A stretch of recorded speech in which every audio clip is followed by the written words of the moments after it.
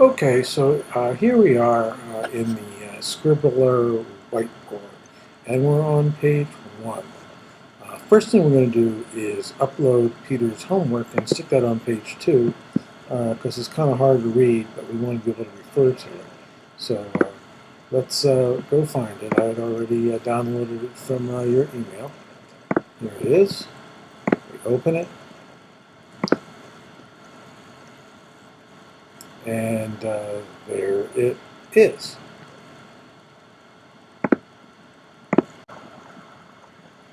Okay, so this problem is a little bit hard to read, so we're going to record some of the information on the first page so that the problem is readily accessible.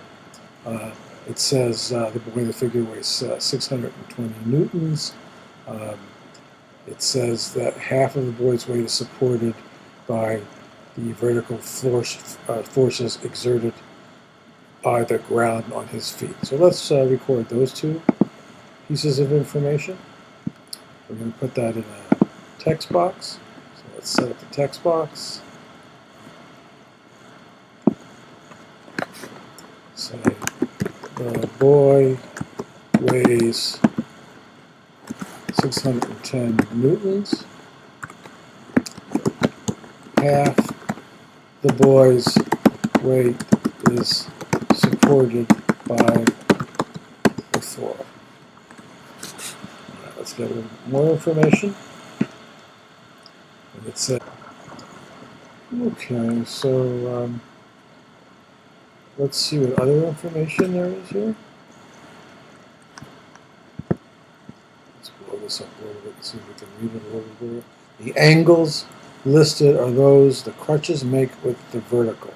So we got 20 degrees for this crutch A, and 30 degrees for crutch B.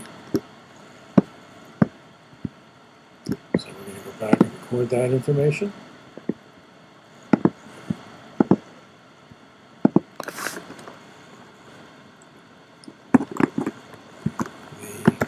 The angle for crutch A is 20 degrees. Oops, 20 degrees to the vertical. The angle for crutch B is 30 degrees to the vertical.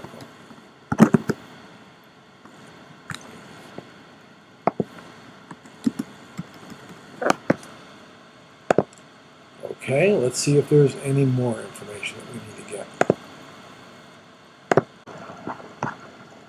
Okay, and the last piece of information is that the total compressional force along crutch A is 210 newtons. And let's clean this up a little bit to make it easier to read. And let's now move on and state some of the... Okay, and the last piece of information is that the total compressional force along crutch A is 210 newtons. And let's clean this up a little bit to make it easier to read. And let's now move on and state some of the problems that they... Okay, now we're going to record what the problems that we're going to solve are going to be. And rather than typing these things out a little bit at a time, I'm going to move it along a little bit faster for exemplary purposes. So let's record what the problems are.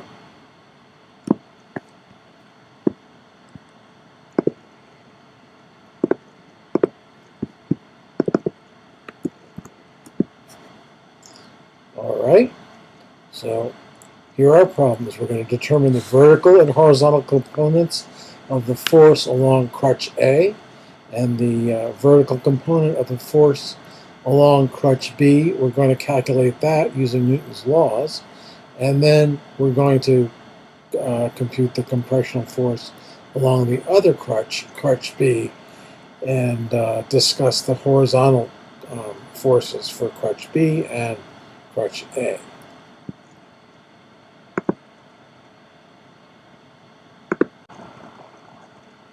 Now let's draw some pictures to illustrate how this problem is going to be set up. So we're told that we have a crutch A over here that is making a 20-degree angle with the vertical. So let's show the vertical here, and then let's show the horizontal here. And let's label the angle here, 20 degrees.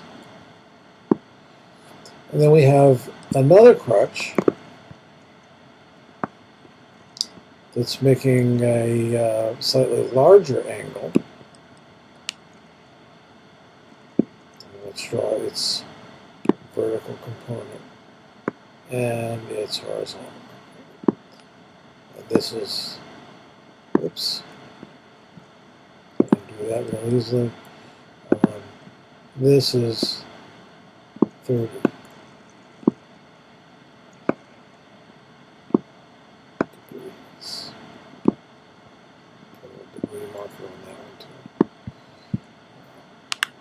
So now we have a diagram. Oops, just notice that this is supposed to be 620. So here's our crutch A and here's our crutch B. Let's label some of these forces. So we've got a force A along the first crutch, and we've got a force B along the second crutch. We've got a vertical force here,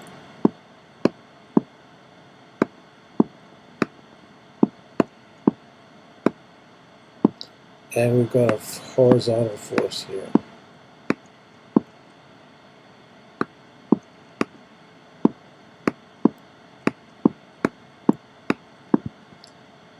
And another horizontal force here. Crutch B. All right. Now we can use a little trigonometry to try to figure out what these various different forces are. Let's label this last one too. That's B.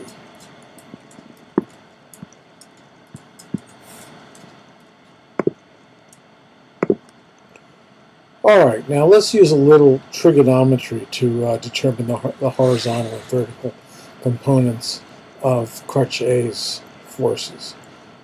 We can see that the vertical force compared to the total force along the crutch is going to have a cosine relationship, because this is the adjacent side to the 20-degree angle and this is the hypotenuse. So we can write this as follows. The vertical force for crutch A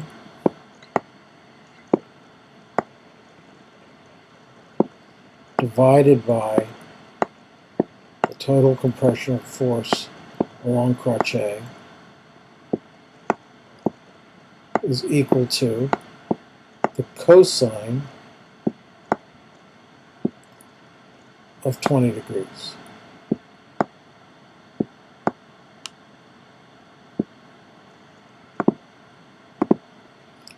We can solve for the vertical component of force A by multiplying through by FA. So let's just move this guy over here by multiplying through by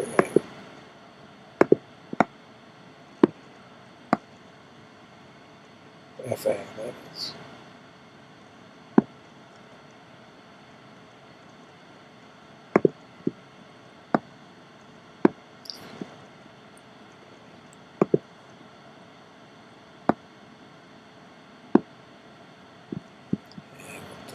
that, make it look a little bit better. Okay. Okay, in a similar way, since the horizontal component divided by the force along the crutch is going to bear a sine relationship. Since this is the opposite side of this 20-degree angle, we can write a similar formula for the horizontal force. All right, and we're given that the compressional force along crutch A is equal to 210. 210 newtons. So we can just actually calculate these things out. And I've already done that, so rather than show all the work, I'll just put the answer here.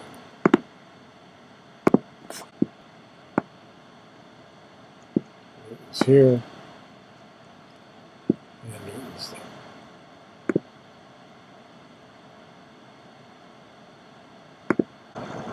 Now we're going to compute the vertical component of the force along crutch B using Newton's laws. Basically, we know that all these forces have to add up to 0 in the vertical and horizontal direction, since there is no acceleration in either direction. So let's just pull out a little bit more information that they've given us. The buoy weighs 620 newtons, and we're told that half the buoy's weight is supported by the floor.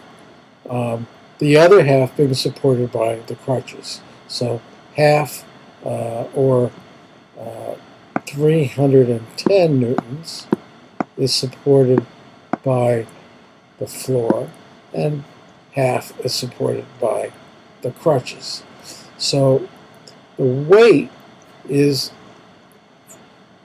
in the vertical direction.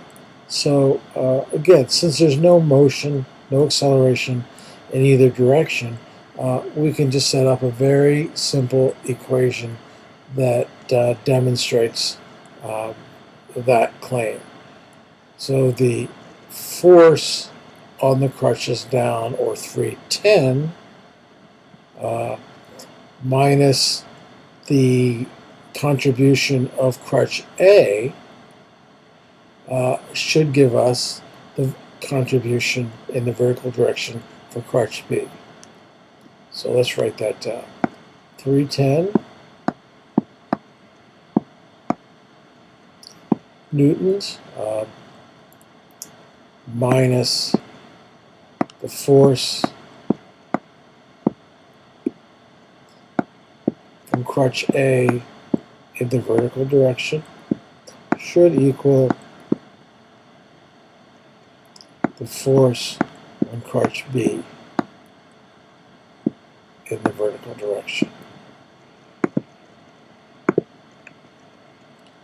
And we've computed that to be equal to 120.3.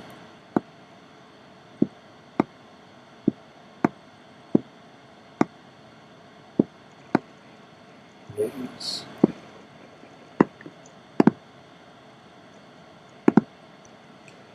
Now we can compute the force along crutch B, because we know that the force along crutch B times the cosine of 30 equals the vertical component of force B. We can just take the force, the vertical force, and divide by the cosine to compute FB.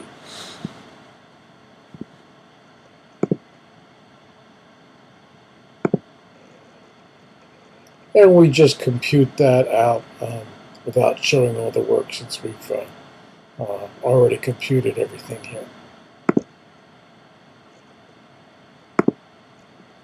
Okay, now last, to determine the horizontal force component for crutch B, since we know the total force, again, this is related the horizontal component is related to the total component for the sine, we just multiply FB times the sine to compute F, the horizontal component of the force along crutch B.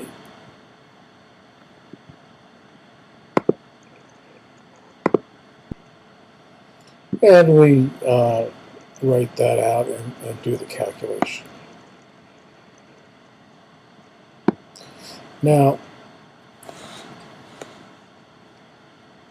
since the boy is not moving, and we've got a horizontal component of force here and a horizontal component of force here, those two should balance one another. Otherwise, the boy would topple over in one direction or another. In other words, this and this should balance one another. And if we look at the two horizontal components that we computed, you can see that the calculations we got are almost the same. They're 69.11 newtons for crutch A and 69.45 newtons for crutch B. So why aren't they exactly the same? The best I can tell is that either this number or this number wasn't specified precisely. And if it was, and if you make a small adjustment, you will get the same angles. And I show that in the little spreadsheet on the next page.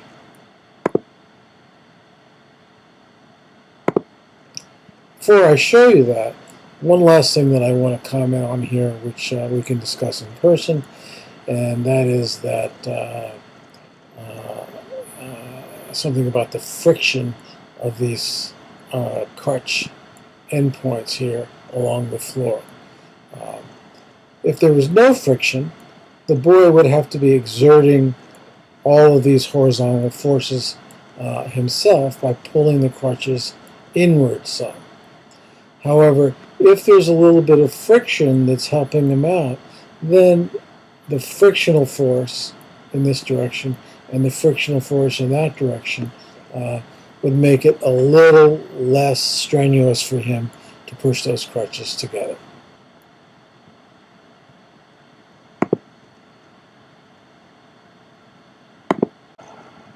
So trying to offer an explanation for why the horizontal components of the two forces along the crutches are not exactly counterbalancing, this being 69.1, this being 69.45. Turns out there's a fairly simple explanation. Again, these should be equal and opposite, because otherwise the boy would fall over, and he's not supposed to be falling over. But it turns out that it was probably just a small error in specifying this number. And if you adjust that to 309.5,